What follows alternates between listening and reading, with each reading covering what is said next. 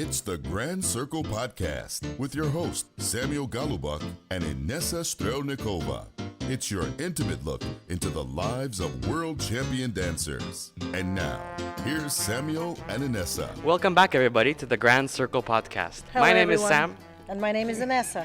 And today we have very special guests with us. And to start off with the man of the couple, he's a world 10 dance youth champion. He's a Russian 10 dance youth champion, a Latin and ballroom world finalist, and is the producer of a live stage show, the Shiver Show, and of a large-scale show dance competition, the DAT Project. And she is the bronze winner of Rising Star World Open, North American semi-finalist, Canadian Latin finalist, and also founder of Cool Cat Entertainment and a producer of the Shiver Show and that project. Let's welcome to Anton the studio Azanov and Kristina Kulikova. Welcome, guys. Who wrote that intro? That's so awesome. I didn't know we did so many things. High five. High five. I'm just kidding. Well, and speaking about the projects that you both have on your credentials, and then we both said Shiver Show, right? You said it about Anton, and I said it about Kristina. So let's talk about Shiver Show. What is it? What is Shiver Show? When is it happening? What is it part of? You both are the producers. Correct, yeah. And the founders of this. And the founders of the show. Okay. So that was actually a big dream of ours come true, because it was actually a show that we did last year. It was the first time we decided to stage and open to the public. 3-run, 2-day show. It was at the Glenn Gould Studio Theatre, a full-on theatre production. And it had a little bit of a twist, so just outside of being dancers, it actually had skaters as well on fake ice. And it was a full theatrical story, and it was really our first dive, I would say, into theater world, because coming from a ballroom background and competition background is totally different than when you're stepping into a And theater. you connected dance, like ballroom dance, and theater together, so you made it a whole... Exactly. Yeah, it was a story. Exactly, and skating. And skating. And skating Figure on skating. stage, yeah, it was like one of the main ideas.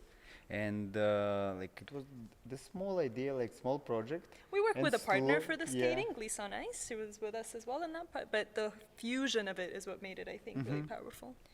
And so this Shiver Show is part of Cool Cat production, which you are founder of, Kristina, correct? Can you tell us My more about baby. Cool Cat? Because as far my understanding is, Cool Cat is included in the prestigious 250 event professionals in Canada. Can you tell us more? What does it mean? Yeah, so that was actually news that just came to me yesterday. So there's a massive company called BizBash, which is a media company known across North America. And they put together this very prestigious list of top 250 event professionals in Canada. And when I started the company, I thought, oh my God, no way am I, going to get there. I'm still this tiny company 5 years ago. And 5 years later, yesterday, it was announced that Cool Cat made the top 250 event professionals in Canada. Exactly And 5 years was- later? Or? Yeah, well, it's 5 years in September. Oh. Yeah. And, Congratulations. Thank you. Coming up, yeah? Thank you. Or And 5 years last September or this September? Oh, now you got me confused. It is 2020. 6 years next September, 2020. But yeah, so that was an incredible accomplishment. Basically, it was like top 10 in entertainment. So I'm still getting over that. You guys do like weddings and... Weddings, corporate events. It's basically a dance entertainment production company. So anything if they need, from a small show at a wedding to a large-scale theatrical production like we did for Honda Canada, where we put together a 20-minute, almost like a mini theater show at their corporate event. So yeah, we kind of do it across the board. And then so speaking about what you Sam mentioned, that these guys, they know very well the dance floor, and now they took it into another level. to And theater. they took it to theater, and there's even ice skating involved, or the It's figure skating still on. figure skating involved. fake ice. Yes, Yeah. yes. So the Shiver Show. So can I ask you, why in that direction? Why theater? Did you have any background, or is it just something that you're inspired by, and then you wanted to take it onto a theater stage? Actually, like nothing about background, like just about Zero is a yes, big learning curve. zero background. So at the moment when we did Shiver, we did everything from zero. So we learned like on each step, on each You stage. just had a vision and you wanted to do it, exactly, right? yeah. And I think it's more creative part. So we just figure out that it's not enough space for us like in ballroom and just Latin dancing, and so we decided to do something like bigger and like more abstract, more like Give room for creative. creativity. I think the Exactly. main idea behind Shiver was to actually get different types of dance performers across different genres to come and work together, to come and learn from each other and see how a ballerina would do with a ballroom partner. You know, like it was So a you mix connected of all all genres different together. styles of dance together. Yeah. Uh-huh. And I think that's It's what an made it interesting. interesting way to make a show. Let's talk about your dance background. Let's start with Anton. So Anton, Yes, you're you're from first. Russia. Anton Russian is ten dance, right? ten dance Yeah. champion. And so how old were you when you started dancing? Oh, I start very late. Like I start when I was 9 years old. My mom bring me to the Very dancing. late. Yeah. How about Eh, that? Yeah, actually, and I started in Siberia, where I have born like in small town. And like after 2 years of dancing, I remember we came to Moscow to Russian Championship, and I remember it was my first like huge competition, big competition. It was around like 350 couples Wow. in like in kids category, and Wow. yeah, and we were at the middle. So I remember this moment. We placed like 172. So still remember it 72nd to this place. day. Almost yeah. a semi-final. Yeah, almost. Almost out of 301. Yeah, exactly. And then the next decision was like just to move to Moscow and to start to work with professional coaches and try to develop the skills, the level of dancing. And like after 3 or 4 years, me and my previous partner were in the final of Russian Championship. Who was So your that's fast. previous partner? Please share with us. I danced the world title I won with Ekaterina Isakovich. Yes? And before Katya, I had another 7 You girls. had seven partners. Seven Seven partners. partners. Yeah. Ay, I remember ay, one. ay. Collection. I remember 1 year was very tough. Like I cannot find the partner, so I changed like 4 partners in 1 year. And then you partnered up with Kristina. But before we talk about that, Kristina, let's talk about your dance background, right, Sam? Yeah. You started dancing in Canada or in another country? I started dancing in Kazakhstan originally. My mom she was a professional gymnast before, she put me into dancing. And I remember the first day we came to the studio, I was 6 years old, and everybody was getting ready for competition and trying the dresses on and everything. And I ran away crying because I said, I'm not ready to compete today. I can't compete today. And you ran away. Thinking that I was going to be competing that day. When I haven't even done a single step in dancing. It was hilarious. But I started when I was 6, and then we came to Canada till about 9 I danced, and then financially my parents were just not in a position to sort of put me through the whole competitive dancing world. And so when I started, I remember I started delivering newspapers at like 15 and doing some, silly tasks. And I came up to my parents and said, I want to go back to dancing. And that way pretty much started to fund the dancing and got back into it, and I was 15. So you co-funded your own dance I career. co-funded my own dance career. And That's you the way to do it, kids. And you also had quite a few dance partners, right? Here in Canada, I remember. I had two main ones. Joan Lam was probably my longest partner that we danced for What do you 5 mean years. 2 main ones? There were some 7, other get on outta the here. side. I had The 2 lo- main ones and like 10 like I danced like time to time. Part-time, In case part-time. I didn't get along with the other one, right? No, John Lam was my longest time partner for 5 years, and with him we had most of our serious accomplishments. Like we made the Canadian final with Joan. We were North American semifinalists. So, and then this was actually a really big, nice one. This was at the end of our career already, when we got to the bronze place in Rimini in World Open. So that was a In big Italy. Amazing. In Yes, Italy. that's So great. that was a great title, and we gave each other a high five, and that's pretty much when we finished dancing.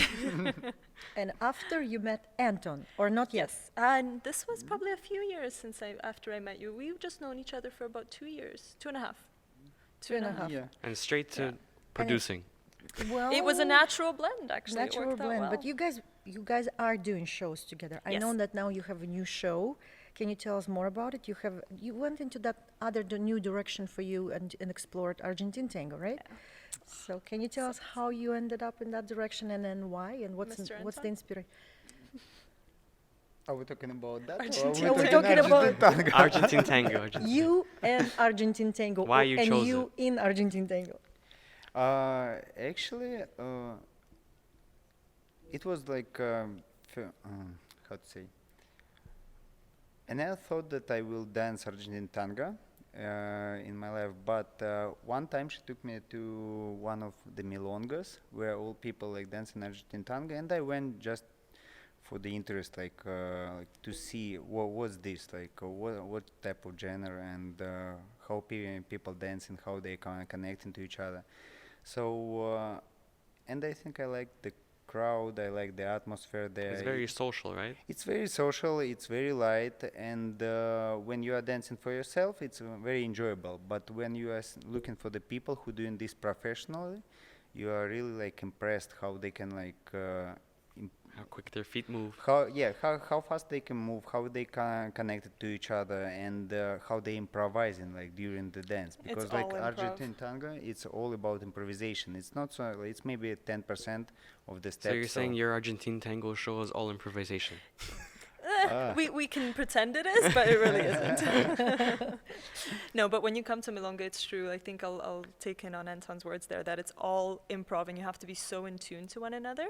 And if ballroom is very external and theater is very external, when we get to Argentine tango, it's so much more about the couple. It's so much more about being with the other person, right? So you really forget about the stress of competition. You forget about the showmanship. Competitive You're- mindset of it? Yeah, you're connecting just to each other, right? And that's, for me, that's what Argentine tango was such an interesting thing. Yeah, it would be so awesome to see it, and then I hope we're gonna see it soon in the Shiver Show, right? Maybe. Maybe. When Okay, so is that's there going to be a it's Shiver surprise. show this year? Not this year, no. So Shiver was last year, so we finished with that for now. Now we have another new exciting project that is coming up, which is the DAT project, but that's, it's a little bit in a different direction than the Shiver Show. Which is what? So what is the DAT project? Let's start like that. Dum, dum, Correct. dum. Well, where do I begin? It's Actually, we thought after Shiver, we thought about like how we can continue with this idea, like connection between like different genres of dancing and like connecting different people, and we figure out that to create all the content by ourselves, it's quite difficult. Because the Shiver, we did everything like from the zero, all choreographies, all music, all backgrounds, like all videos, like everything by ourselves, and it's quite difficult to control each of the moment. So we tried to find some of the ways how we can like provide for the people a good platform, a good idea where they can show themselves with their like talents, with their numbers, with their ideas, creativity, and all the because stuff. I think what we've learned with Shiver is there's so much good talent in Toronto, Yeah, exactly. and not just in the ballroom world. There are so many fantastic, contemporary dancers, jazz dancers, ballet dancers that really, dream about being in front of like the big showbiz stars and the big entertainment world and et cetera, and they just sometimes don't get to that avenue very quickly, or they don't know how to get to that avenue. So the whole idea behind the DAT project was to enable dancers to get in front of big megastars in show business, in the commercial world, and including, like, this is who's involved with the DAP project now. It's basically choreographers for Cirque du Soleil that's been choreographing their shows for 13 years. It's choreographers of Phantom of the Opera, of Broadway shows, of Mamma Mia, Pan American opening ceremonies, Netflix series, Disney films, so it's like giving a chance for dancers and performers to get in front of these people. And I think so I'm sure everybody's seen like So You Think You Can Dance, World of Dance, all those shows. That was the initial idea of what we had for the show. Like a talent show. It's almost like a talent show, right? That was the original idea. And so once the top 15 best performers come on stage, it's actually more of a theatrical show. So once again, we're blending the world of theater with the competitive elements. But there's also going to be winners and like prizes for that, right? Of course. There's a $10,000 prize pack. Wow. So there's basically, and what's different about that is we're including dancers and also circus art performers. So it's open to pole dancers, silks artists, hoop performers, contortionists, any type, like the more And- creative. And who's going to the be in the better. audience? Just regular people that want to watch this happen? We've actually, so the project grew much faster, much quicker than we expected because of the caliber of people that are involved. Like the show host for the show is Patricia Jaggernaut from CP24, so she's the show host for the project. And because of the judges that are involved, big shout out to Mark Samuels, Jeff Dimitriou, Deborah Brown, Jennifer Nichols. Thank you guys for being involved with the project.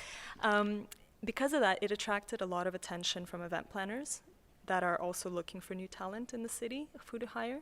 It attracted attention from media companies, from other theater producers that are looking again for people to cast in their next shows. That's what I wanted to ask. Will And those so- performers get the chance to Yeah. work to make a career out of it if it's already not a career? Well, think about it this way: is they're trying to get in front of some of the cast into Netflix, right, or cast into Disney, or cast into Cirque du Soleil, and a lot of the times, choreographers that work on those projects, they know dancers that they feel like, I remember this dancer, they would be perfect for this role. I remember I saw this performer, this pole dancer, I want them featured.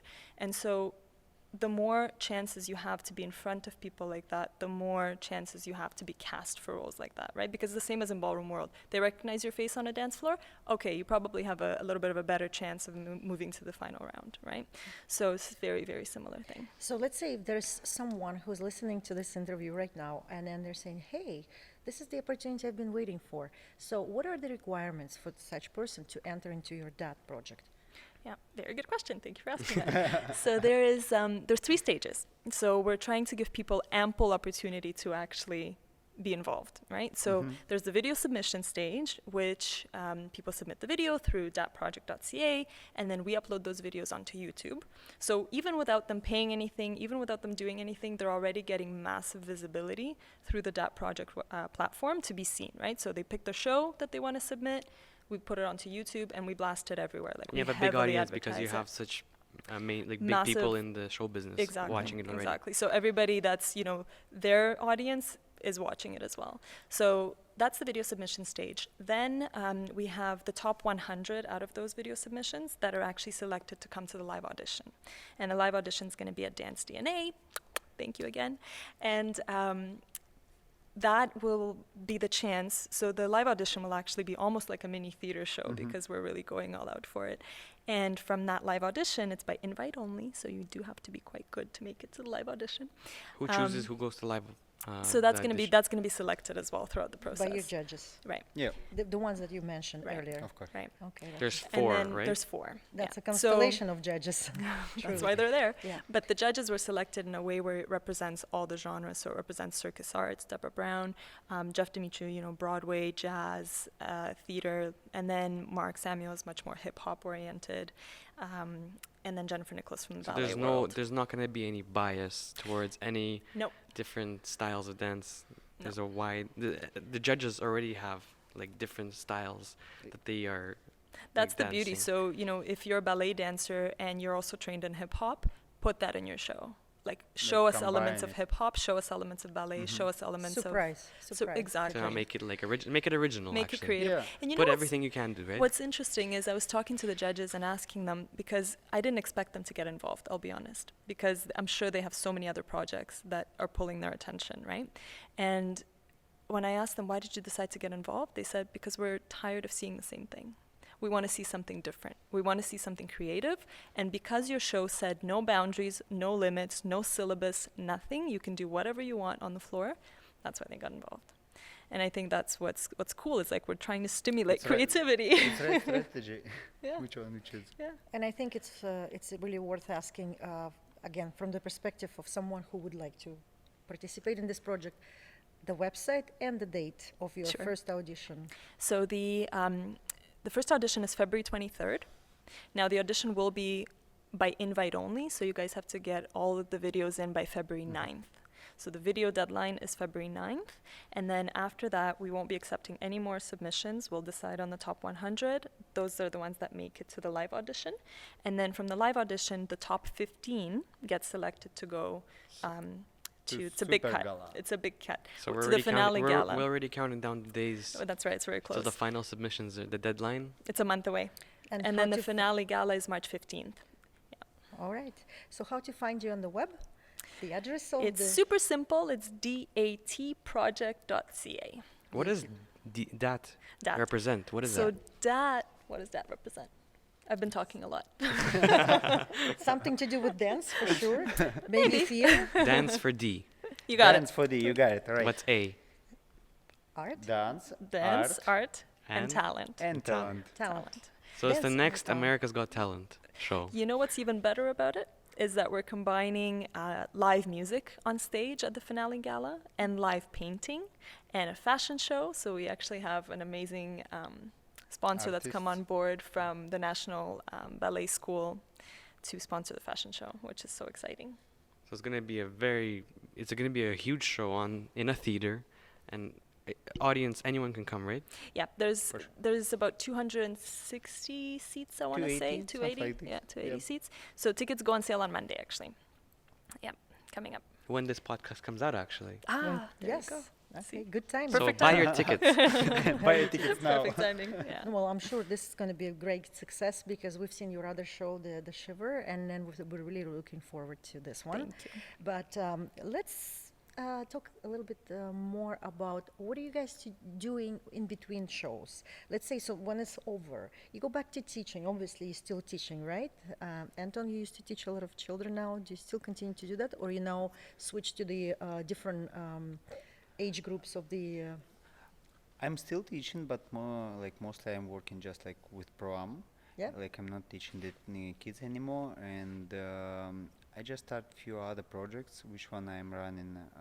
So I'm manager in like few properties here around Toronto, and plus I'm just like doing my hobby, videography. So I'm filming different things, exploring this way how to be creative in something else. Very creative person. Always And- busy too. And Kristina? Always busy, yeah. He's keeping busy. And Kristina, how do you keep Oh, I'm yourself just busy? lying on the couch, you know, getting rested. No, I'm kidding. And how do you keep the same great shape? How do you just keep by up? lying How on do the you keep couch? up to him? I can't, you know, it's sometimes impossible. No, for me, outside of like we teach group classes, we actually teach Argentine tango as well, which we enjoy very much. And then outside of dancing, where do I start? I'm actually part-time in investment banking as well, so I do that as well. I used to be full-time, now I've left to just being part-time investment banking, which takes up also quite a bit of time, and then of course Cool Cat. So that takes up the rest of my remaining time, is just running. All right. So then another favorite question. Are there any other things on your bucket list? Not maybe right now, for the future. Like we've heard from Anton, you're doing other things such as making videos. Kristina is exploring maybe some new directions. In Or terms are of there Would you any- like creativity? what would you like to? What new things would you like to try? You know, secretly, I took pole dancing for 1.5 years, and I absolutely loved it. And I think that's something that I really want to go back to, because it just, for once, I realized that you can do something without a partner. You don't need a partner. Bye bye, Anton. Bye bye. You have the pole, right? Yeah. But that's something, and it keeps you in fantastic shape. The pole is a really good partner. He Yeah, just stays fantastic. quiet. Yeah. And it keeps you in great shape. Stable. In balance. Sometimes I've seen videos that the pole gets unstable. And you know what? We just always wanted to ask a question. How's downtown life is different from uptown life? Just by the way, for our listeners and spectators, we are sitting on the 35th floor of the high-rise facing the harbor front of Lake Ontario in Toronto, downtown.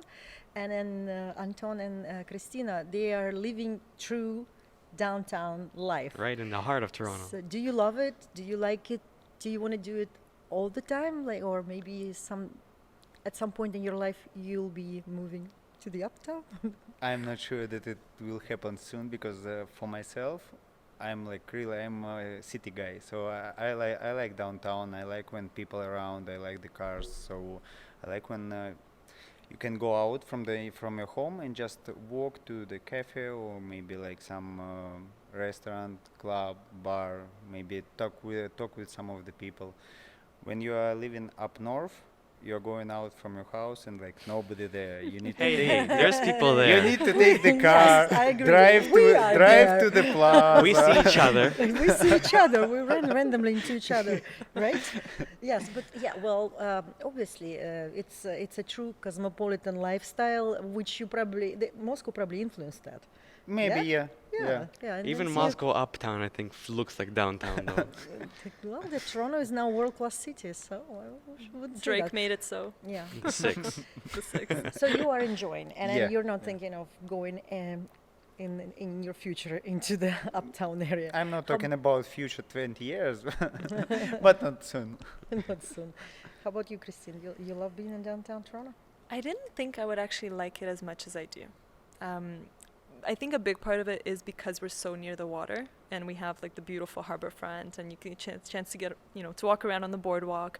I remember when I first moved in, I kept thinking it's so great that I can walk everywhere. I can walk to get my nails done. I can walk to the grocery store. I can walk everywhere. And I think that's the biggest plus, hands down, is you don't need to be in your car all the time. And I think because especially I used to live in Niagara Falls and I used to commute, maybe that difference really made it for me because you're just not in your car that much, and that was cool.